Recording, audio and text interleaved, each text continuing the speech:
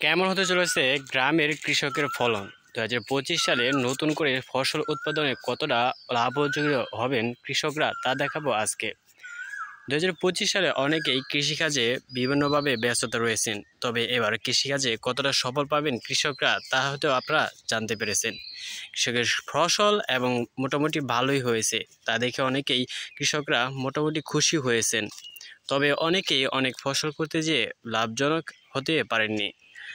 তবে ২০২৫ সালে এসে এই গরিবের কৃষক ধান ক্ষেত কতটা ফলনময় হবে তা হয়তো আপনারা দেখতে পাচ্ছেন।